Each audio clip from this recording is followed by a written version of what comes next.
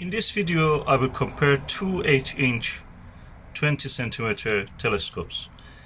One of them is a Newtonian to the right, and the other one is a Schmidt-Cassegrain to the left. Newtonian is a Skywatcher 200p, and Schmidt-Cassegrain is a Meade LX200 8-inch classic. The Skywatcher 200p Newtonian has a diameter of 200 mm for the mirror and a focal length of 1000. So the f ratio, which is the f divided by d, creates the focal ratio of 5. The Schmidt-Cassegrain has a diameter of 203.2 mm and focal length is 2000, almost f10, a focal ratio of 10. Both of them are now looking at the moon, and let's see how the view looks like through each. First, through the 8-inch Skywatcher Newtonian. This is the view through the Skywatcher Newtonian. As you can see, the field of view is about 4 times or 3 times, 3.5 times the size of the full moon. Full moon is around, or diameter of the moon is around half a degree. And that makes the image width from one corner, which you can see to the right, to the other corner, around 1.5 degree to 2 degrees. And so it's quite wide field for the viewing. So that was the view through the Skywatcher 200p and the same eyepiece, 28 mm. Now let's see to the 28 mm and the Schmidt-Cassegrain. Let's see the view. What is immediately you notice is that the image is bigger. It has a narrower field of view, so finding the object without the use of a finder scope is almost very difficult or impossible probably. Narrow field of view can be a problem, but it's perfect for planetary bodies like the moon and other planets. As you can see more details here.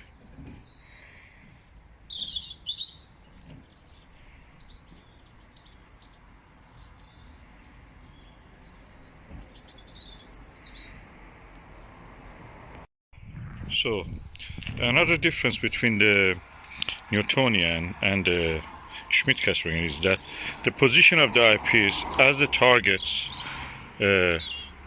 is in different parts of the sky will change. So you have to bring it down or up, and that means you have to change your sitting position also, either sit or rise. So it's not very easy in that sense. It's better to be able to have something which is stationary and stays the same. And that is what we have with the Schmidt-Cassegrain. The position of the eyepiece more or less stays the same because it's just pivoting on this axis up and down slightly, not much. You can just sit there same height and look at the most of the object, so it's easier. Another difference is that the size of the Newtonian, when this is the same for the Dobsonian, is about twice the size of a Schmidt-Cassegrain of similar size, and that makes the Schmidt-Cassegrain quite compact. Although it has a bigger focal length, that's 2000 mm, 2 meter focal length it has. That one has 1 meter focal length. But because it has several reflections back and forth, the tube is more compact. So the size is a difference, another difference. Another difference between them is that the price for this bought it second hand. So if you buy it second hand, at least £1,000, around $1,500. That one second hand about around £200, which makes it around $300, and that's the difference. So the price difference is about 5 times. This one is more expensive than that. So with $300 you can buy this, $1,500 for this. Transport of this is easier than that also.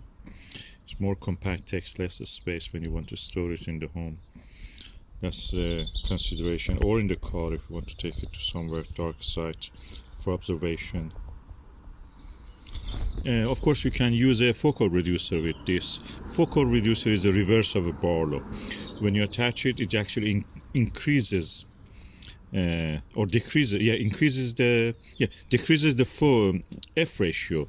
So practically focal reducers for Celestron or Meade 0.63 will make the field of view wider, so that makes it practically like that one, a wide field telescope.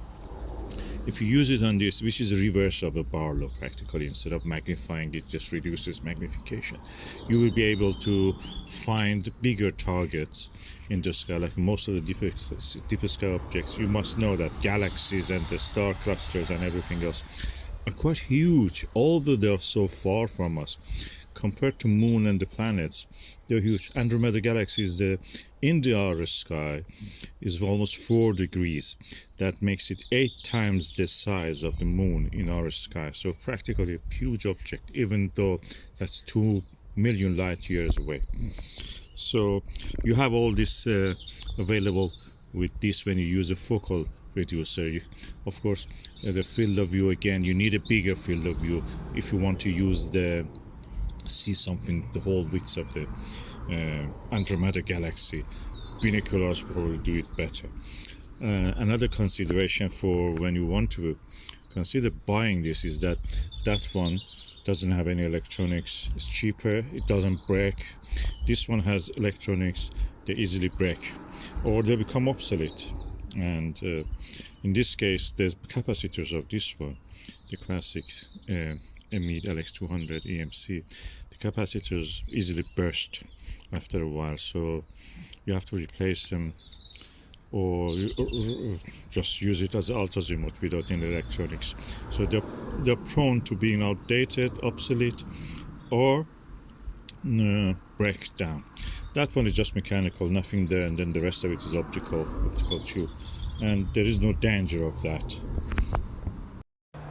Another thing that may confuse you is that, as you have seen in the video I presented you, the image in this one compared to this one is reversed.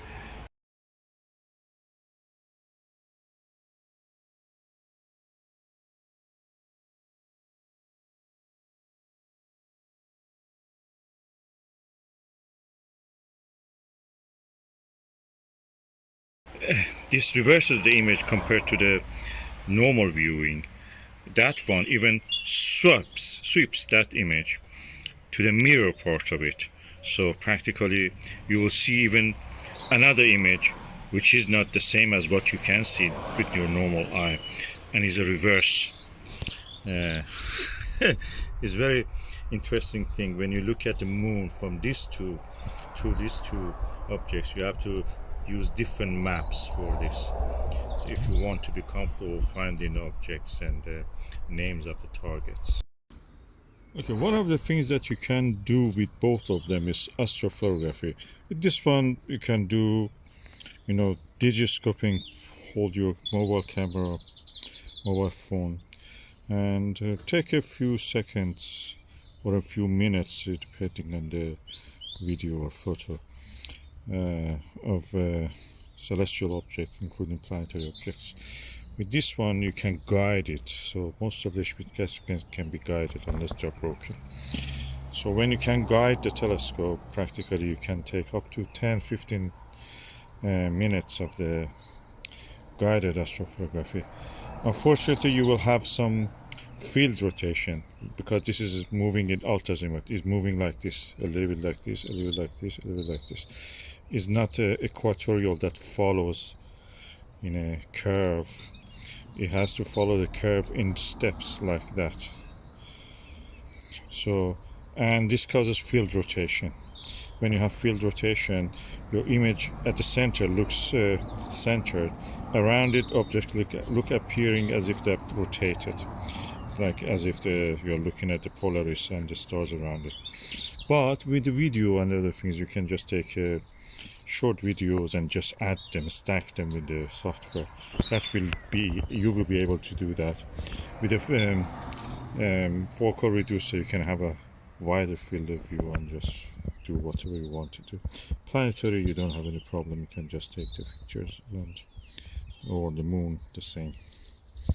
And I don't do any processing. I can photograph with all of them. I do some astrophotography also of the brightest objects like Orion Nebula and things like that. So this is the moon. I'm holding the camera against the eyepiece. It's a Skywatcher 28mm 2-inch eyepiece on a Skywatcher 200p. It's a Newtonian, the same as the is f5, focal ratio 5, the same as a Skywatcher or Orion or similar to that Dobsonians. Okay, this is with the Meade Schmidt-Cassegrain. As you can see, I showed you during the daylight. Now we are looking through the night or twilight, and you can see the image scale is larger. Eyepiece is the same, just because it has a higher f ratio. You can see more of the object and less of the sky background. That means that is a narrow field of view. Good for planetary viewing, not very good for deeper sky objects, but you can use a focal reducer, and it's a reverse Barlow, practically makes it suitable for using as a wide field telescope. I cannot say which of them I prefer. They are different in what they do, and as you can see, I have both of them, so you can make your own judgment based on that. But if I was going to buy the first telescope and I was not sure that I wanted to dedicate more time and resources to this, I'll probably go for the Skywatcher Newtonian. Then when I see that I'm more interested, I may just get the Schmidt-Cassegrain if I want. Another difference between Schmidt-Cassegrain and Newtonian is that, as you can see, the corrector plate on the Schmidt-Cassegrain easily gets dew on it, the condensation of moisture, and that can actually damage the view that you have, and eventually will cause deterioration of the screen. You have to use, of course, either a dew shield or something like a dew heater. On the other hand, Newtonian mirror is at the end, and it takes a while actually to get covered in dew, so in that case is better.